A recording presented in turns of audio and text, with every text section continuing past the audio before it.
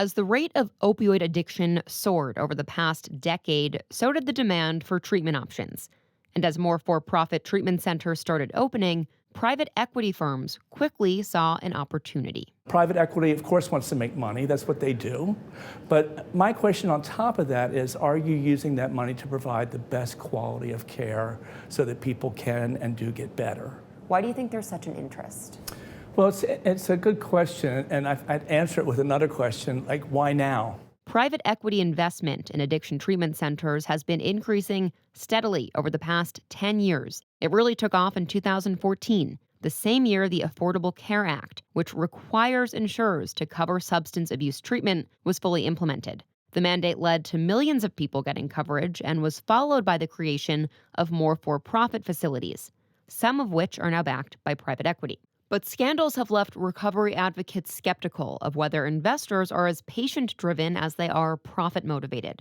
Earlier this year, owners and employees of Liberation Way were arrested for scamming insurance companies out of millions of dollars, less than a year after it was acquired by Fulcrum Equity Partners. Meanwhile, American Addiction Centers, a publicly traded treatment company that attracted investment from Deerfield Management and Morgan Stanley, is facing multiple lawsuits regarding the death of their patients. Fulcrum denied knowing of any wrongdoing going on at Liberation Way, and none of the big-name investors once involved with American Addiction Centers have publicly commented. Still, a majority of those currently suffering from addiction in the U.S. aren't getting help.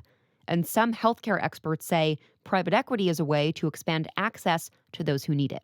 I think overall it's probably been beneficial to have more investment in this sector. Mental health and substance abuse treatment has always been sort of the weak stepchild of the healthcare system. People haven't viewed it as real healthcare, but it is. Before private equity firms go into business with addiction treatment centers, they typically conduct due diligence investigations with the help of their legal teams or healthcare investment consultants.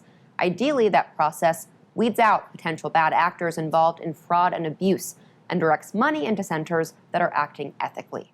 But as the U.S. continues to grapple with addiction, Hill says he hopes that investment of any kind will help all forms of care become more widely available. Everybody assumes that treatment equals residential treatment. People think of 28 days of residential treatment or 6 months of residential, and that's not always the gold standard, and it's not always what's necessary. We can't think of the old paradigm and think it's not enough, because maybe we do have enough right now. We just have to be more diversified in our thinking.